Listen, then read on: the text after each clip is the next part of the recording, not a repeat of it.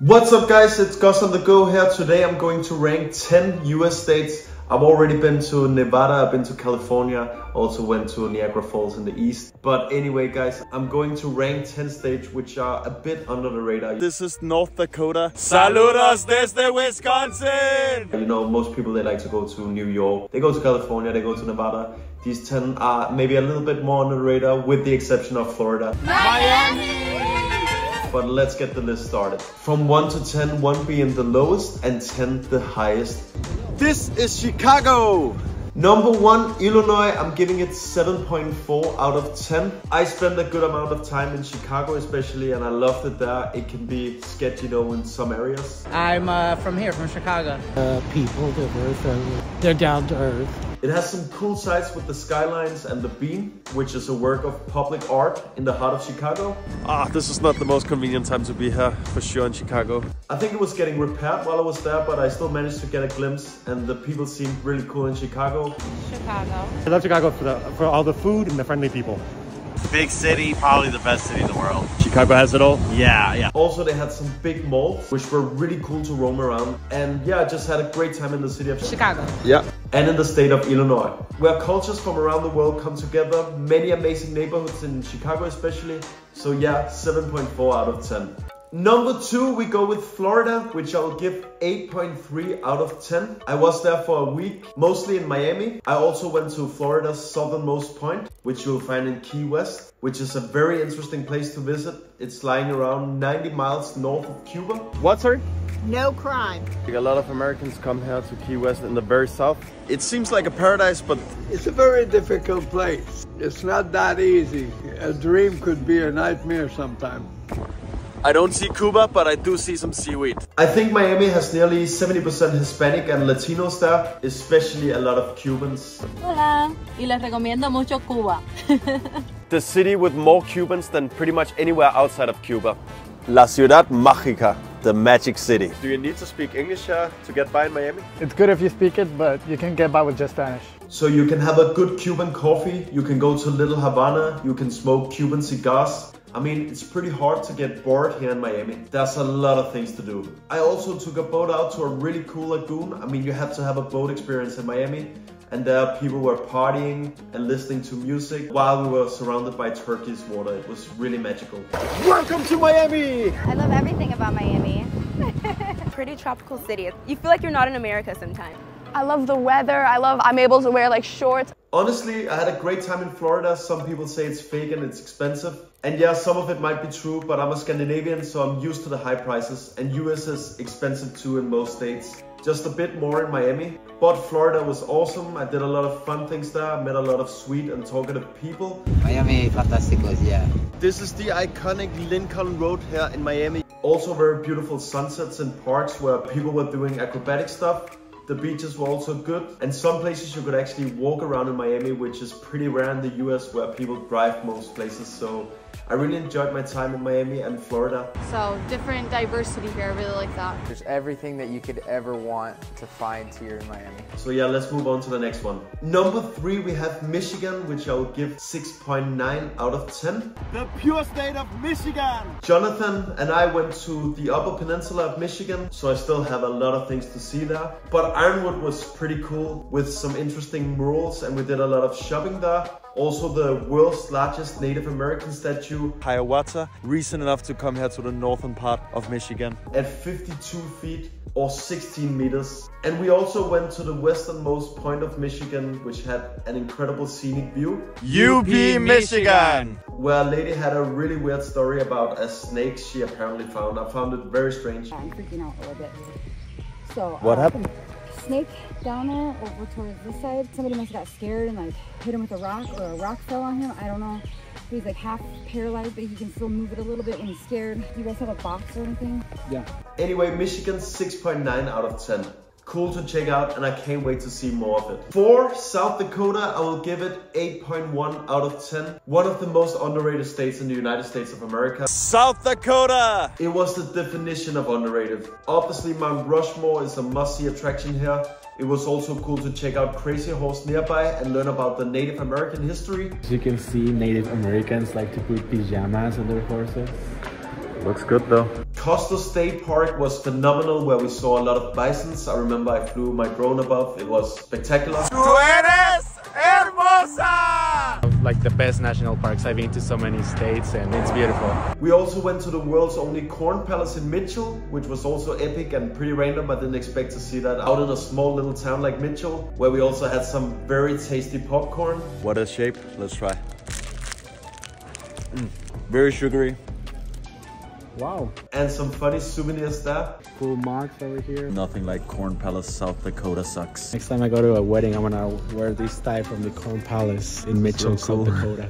The Sioux Falls, which is the most popular city of South Dakota, with a massive waterfall downtown. The Badlands were spectacular, like a mini Grand Canyon without the tourists. Really, South Dakota blew my mind. It's the perfect state to do a road trip in. I had such low expectations, but it was really, really good. Also, the original 1880 town was like traveling back in time. There were so many highlights in the state, rather unknown for non-Americans. Shout out South Dakota. Next, we have Montana. I'll give it 5.7 out of 10. Welcome to Montana! Obviously, Yellowstone is magical and the mountains and the scenery of Montana, but these rankings are not just about the nature. Montana should probably have a bit of a higher ranking. But it's pretty cool. I like it. This is my ranking, however. Cities are pretty chill here, like Miles City, where we spend a good amount of time. What do you like about Montana? You know, I could see red soil here, brown soil. Yeah. So I just felt like there is a taste of all of that. Now we're getting a nice little rain here. Yeah, I know, yeah. Montana was really cool, very laid back, and I would probably give it a way higher ranking if I'd spent longer time here and seen more. This is, however, my ranking right now if you ask me in this moment. Next on the list we have Wyoming, which I'll give 6.1 out of 10. Welcome to Wyoming. I love the Devil's Tower National Monument there. Wyoming is the state with the lowest population, with about 580,000 residents. However, I had a great time there. A lot of forest, I had some very beautiful sunsets with bisons roaming around. It's probably also top 5 of the least visited states in the United States. But it's charming, it's beautiful, it's just a western wonderland of culture and scenery.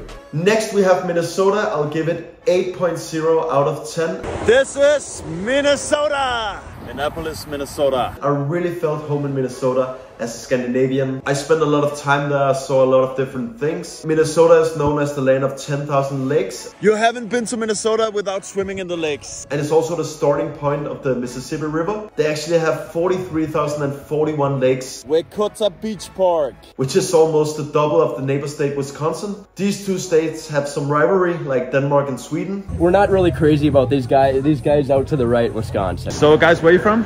Wisconsin. Do you have a state you don't like? Minnesota. They're kind of our rivals. They say they have more lakes there, but they're all like 3 inches deep. Who really cares about all that nonsense? This is the real deal, guys. This is the real what it's all about. So. Mostly about American football, though. We're from Minnesota. Do you have a state you don't like? Wisconsin. Why? We don't like the Packers. And sometimes it's known as the border battle. I love Minnesotans' hate for Wisconsin, and the same the other way around. They also have the Mall of America, which is the biggest mall in America, opened in 1992, the year legends were born. 40 million visitors each year, with more than 520 shops and restaurants. And I even found a Lego shop there, which made me happy as a Danish citizen. There are so many things to do in Minnesota. Hands down, one of the friendliest states in the US, probably one of the easiest places I've ever done my interviews. Minnesota. We got the best butter in the United States of America here in Hope, the Hope butter. Hope butter is the best stuff around. After having done interviews in more than 100 countries, Minnesota is just great. And I love everybody. I'm a people person. The capital of Minnesota is St. Paul, located next to Mississippi River. Just like Minneapolis, that's why it's called the Twin Cities. They are very identical. I'm honoring the legacy, just like in Scandinavia, we are in the north. Next we have Iowa. I will give it 3.7 out of 10. Welcome to Iowa! Woo! It was pretty boring, to be honest. Hard to find a lot of things to do. I think most Americans will agree with me. The Clear Lake here in Iowa is real authentic experience. Iowa, baby. Yeah! This water is so dirty that I don't feel like putting my head under, but anyway. Iowa, gorgeous! Check out the views here. I feel like David Hasselhoff here on the beach in Iowa. It's so great, man. However, very friendly people. What do you like about Iowa? I like that there's a lot of things to do, but it's still a great place to raise a family. Very flat, lot of corn. My least favorite state. I like Iowa or something. Iowa? Yeah, it's boring there. A lot of corn, nothing going on there. I still had a great time in Iowa. We are supposed to be walking around the city center here in Mason City. It's a lot of cool sculptures, but very, very few people. A few cars here and there. 1999 got the award as the 10th best city in the United States. That's some tequila here. I'm so happy. I found a Mexican restaurant in Iowa. Look at it. It's closed, bro. Mexican restaurant in Iowa. Look. Yeah, but it's closed.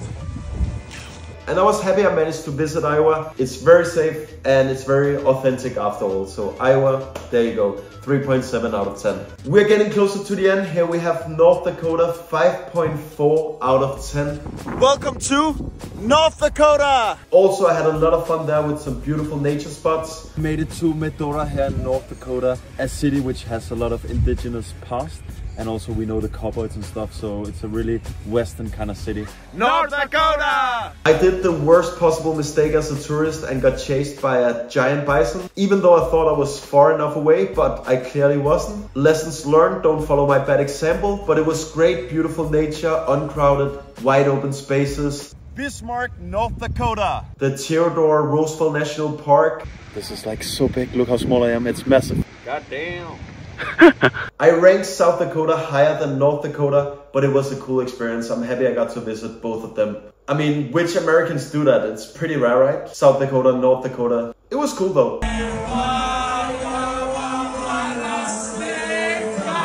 Last but not least, we have Wisconsin, which I give 6.4 out of 10. Hudson in Wisconsin, the proof that we are here. The rivalry state to Minnesota. Very beautiful, a lot of Scandinavian vibe too, friendly people, full of lakes and breathtaking scenic places. If there's one thing you should know about the United States is that everything is bigger and larger here.